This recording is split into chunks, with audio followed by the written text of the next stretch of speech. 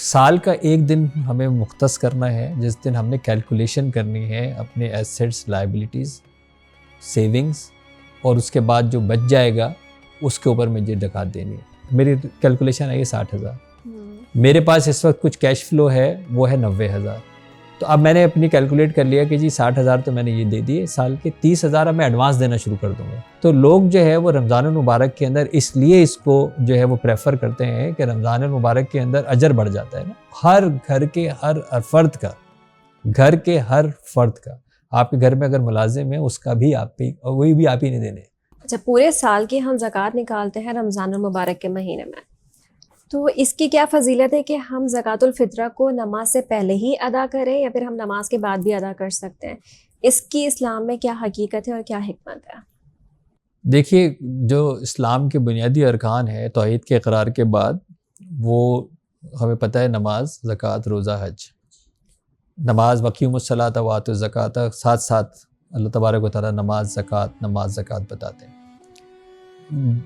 नमाज जो है वो हमारी जिस्म की ज़कात है, रोज़ा हमारे जिस्म की ज़कात है, और वो हमारे माल की ज़कात है। साल का एक दिन हमें मुख्तस करना है, जिस दिन हमने कैलकुलेशन करनी है अपने एसेट्स, लायबिलिटीज़, सेविंग्स, और उसके बाद जो बच जाएगा उसके ऊपर मुझे ज़कात देनी है।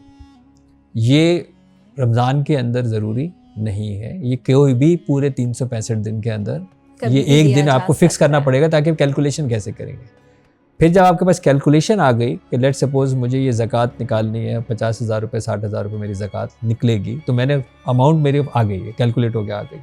अब ये 60,000 रुपये मैं किस्तों में भी दे सकता हूँ, जब मेरे पास आ जाए। ये मेरी लायबिलिटी है, ये मुझे देनी है, ये देनी ही देनी है।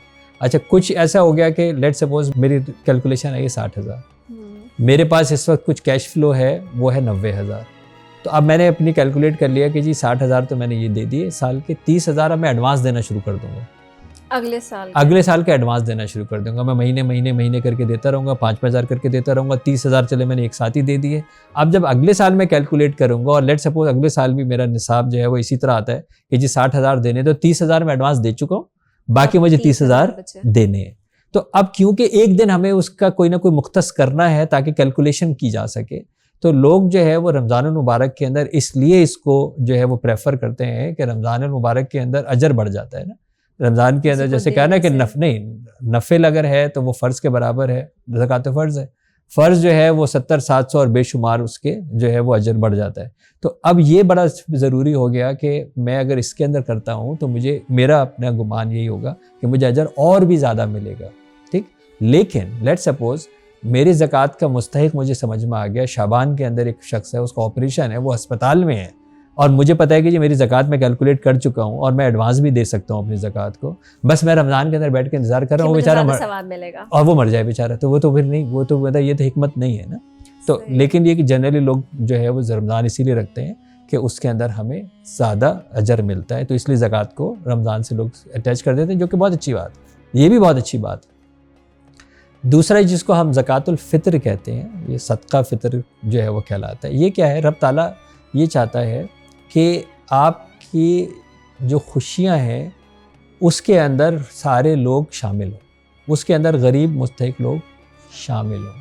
वो आपकी ऐसी कोई खुशी, कोई तरगीब नहीं देता, वो तो ये कहते हैं कि जी वो वलीमे के अंदर बरकत नहीं जिसमें गरीब रिश्तेदार नहीं। तो वो ये कहता है कि आपने इस खुशी के अंदर जो अल्लाह ताला ने आपको खुशी दी है, 2 ईदें आपको दी हैं, ईद और बकर ईद की, इसके अंदर आपको उन लोगों को जो कि पीछे रह गए, मुस्तहिक हैं, उनको शामिल करना है हर हाल में। और इसका अजर ये भी है कि जो आपकी और कोताहियाँ हो गई रमज़ान के अंदर, गीबत हो गई, झूठ हो गया, कब और चीज़ें हो गई, किसी को नाज़ेबा कह दिया, वो भी मैं इसके ज़रिए जो है आपके, वो भी मैं दरगुजर कर दूंगा। यानी और अपने रोज़ों को मज़ीद प्योरीफाई कर लें कि आप जो है वो कि ये एक और भी जो है आपका तरीका है। अब दूसरी बात ये है कि मैं ईद मना रहा हूँ, मैं ईद पे अपने बच्चे को नए कपड़े पहना के लेके जा रहा हूँ, और अब मुझके ऊपर ये वाजिब है कि मैं सदका फ़ितर जो है वो दूँ हर घर के हर फर्द का, घर के हर फर्द का। आपके घर में अगर मुलाजिम है उसका भी आप पे, और वही भी आप ही नहीं देने, घर के हर फर्द का, उस दिन बच्चा पैदा हुआ उसका भी आप ही नहीं देना है। हर बच्चे का आपने जो है वो सदका फितर निकालना है। तो कैसा होगा कि यार मैं 3 दिन के बाद, ईद के बाद जाके उसको कह रहा हूँ यार ये तुम सदका फितर के ले लो, क्या करेगा आप उसका? जबकि हमने तो उसको अपनी खुशियों में शामिल ही नहीं मुझे तो अपनी खुशियों में शामिल करना था ना, तो मुझे तो यार पहले पहुंचाना है ना, पहले उसको पहुंचाना है, ताकि अगर उसको अपने घर के अंदर कोई चीज़ खरीदनी है, उसको कोई कपड़े खरीदने हैं, उसको उस खुशी के अंदर कोई चीज़ जो है वो लेनी है, तो वो पहले से उसका इंतज़ाम हो जाए ना। तो इसलिए ये जो है वो बड़ा ज़रूरी है कि हम सदका फ़ितर जो है वो हम पहले जो है वो दे दें। आइडियली तो 15 रमज़ान के बाद दे देना चाहिए, ताकि हो सकता है कि आपके सदका फ़ितर की इतनी अमाउंट बन रही हो कि उससे वो कपड़े सिलवा लें या नए कपड़े ख़रीद ले, या लेट सपोज वो राशन ख़रीद ले, या ईद के लिए कोई इस तरह की चीज़ें जो है वो ख़रीद ले। तो आप पहले से उसको अगर एक आसरा भी हो जाएगा कि चलो यार मैं ईद वाले दिन भी एकदम घर में एक अच्छा कुछ पकवान हो जाएगा, तो मेरे लिए चलो उसके पैसे तो जो है वो आ गए, वरना आखिर तक बेचारा आसरे के अंदर जो है वो रहेगा। तो ये बड़ा ज़रूरी है कि सदका फ़ितर जो है वो ईद से पहले रमज़ान मुबारक में दे देना चाहिए।